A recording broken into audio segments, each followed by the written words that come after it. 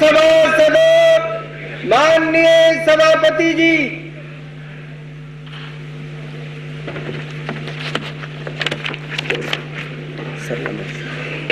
Question number 4 to Shri Shankar Dayal Singh. क्या महात्मा गांधी की 125वीं जयंती के अवसर पर देश में किसी प्रकार की विशेष कार्य योजना तैयार की गई है? और ख, यदि हां तो तत्संबंधी ब्यौरा क्या है? And B, a statement is laid on the table of the House. First supplementary please. सभापति जी, पहले इस बात के लिए मैं मानव संसाधन विकास मंत्री को धन्यवाद देता हूं कि उन्होंने गांधी जी की 125वीं जयंती के अवसर पर कई कार्यक्रम निर्धारित किए हैं। मगर गांधी टोपी नहीं पहनी है। और इस संबंध में हमारे सामने जो सरकार की ओर से वक्तव्य आया है उसे मैं पूरा नहीं अधूरा मानता। मैं सरकार से यह जानना चाहता हूं कि गांधी जी ने जिन मूल्यों की रक्षा के लिए आजादी की लड़ाई लड़ी और उन्होंने जो सपना देखा कि आजादी के बाद कुछ ऐसे मुद्दे हैं जो महत्वपूर्ण ढंग से स्वाधीन भारत में सुलझाए जाएंगे या अमल में लाए जाएंगे, जैसे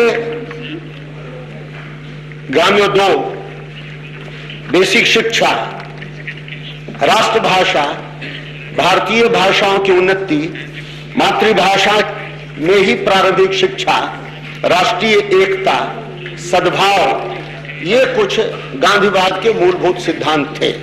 मैं सरकार से सभापति जी जानना चाहता हूं कि क्या गांधी जी की 125वीं जयंती के अवसर पर 125 ऐसे गांधी विकास केंद्रों की स्थापना की जाएगी जिनमें गांधी जी के उन मूलभूत सिद्धांतों की रक्षा की जा सके, उनका प्रसार किया जा सके और आने वाली पीढ़ी गांधी की उन बातों से परिचित हो सके, प्रभावित हो सके। अतः सरकार इस संबंध में अपना मंतव्य स्पष्ट करे। सभापति महोदय, सम्माननीय सदस्य ने जो एक व्यापक संदर्भ का उल्लेख किया है, निश्चय ही इस वर्ष उसी संदर्भ में कई कार्यक्रमों को बनाने के लिए अलग अलग उप समितियों का गठन किया गया। उनके सुझाव भी आए हैं। जहां तक ये खास सुझाव जो आपका है कि 125 ऐसे केंद्र स्थापित किए जाएं, इस तरह का सुझाव अभी नहीं आया है, लेकिन मैं माननीय सदस्य के इस कथन बीच में मैं ये कहना चाहता हूं सभापति जी, इस तरह का सुझाव मैंने, चूंकि मैं उस राष्ट्रीय समिति का एक सदस्य हूं, मैंने दिया है और लिखित रूप से भी दिया है, बैठक में भी मैंने कहा था। इस विषय पर अभी विचार इस संदर्भ में नहीं हुआ कि 125 कहां स्थापित होंगे और क्या होंगे, लेकिन जो उसके अंतर्गत आपने अलग अलग मुद्दे बताए हैं उन पर तो अलग अलग स्थानों पर विचार के लिए भी, कार्रवाई के लिए भी सुझाव जो हैं उनमें उनका समावेश है।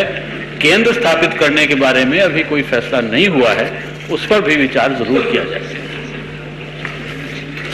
सभापति जी, आज ही अखबारों में यह पढ़ने को मिला, second supplementary I am quoting sir, आज ही अखबारों में यह पढ़ने को मिला है कि सरकार ने यह निश्चय किया है कि देश में 2 केंद्रीय विश्वविद्यालय स्थापित किए जाएंगे, एक हिंदी विश्वविद्यालय वर्धा में और एक उर्दू विश्वविद्यालय वह हैदराबाद में। चूंकि गांधी जी ने राष्ट्रभाषा पर सबसे अधिक जोर दिया था और गांधी जी का यह कहना था कि जिस राष्ट्र में अपनी भाषा न हो वह राष्ट्र गूंगा होता है।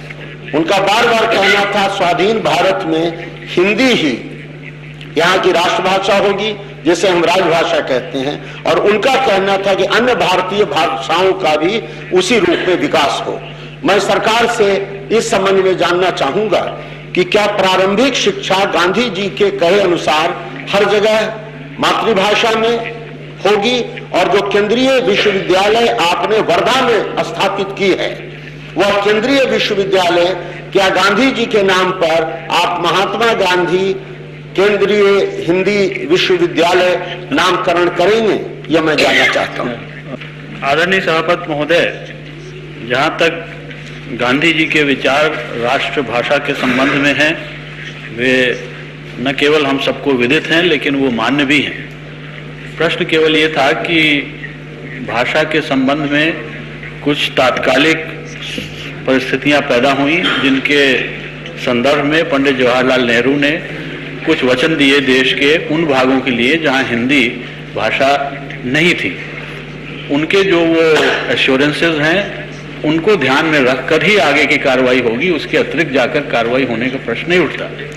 लेकिन जहां तक अंतर्राष्ट्रीय हिंदी विश्वविद्यालय की स्थापना है उसका फैसला हुआ है और मैं समझता हूं कि वर्धा में उसको स्थापित करने के पीछे उद्देश्य ये था क्योंकि गांधी जी की ये बहुत बड़ी इच्छा थी कि हिंदी के महत्व और उसके अंतर्राष्ट्रीय परिप्रेक्ष्य में उसका योगदान हो सकता है।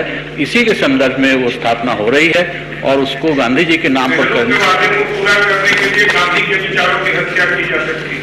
मानव संसाधन और गांधी जी के नाम पर उस विश्वविद्यालय को स्थापित करने में कोई एतराज नहीं।